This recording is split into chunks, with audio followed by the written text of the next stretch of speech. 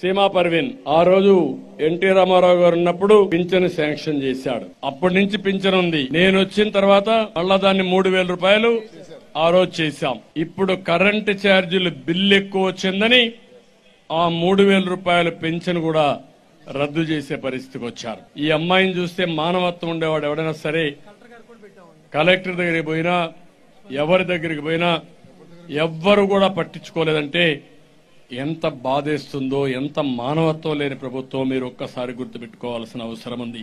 తప్పకుండా మన ప్రభుత్వం వస్తానే ఫస్ట్ ఇవ్వాలని డెఫినెట్ గా ఫస్ట్ ఇస్తాం.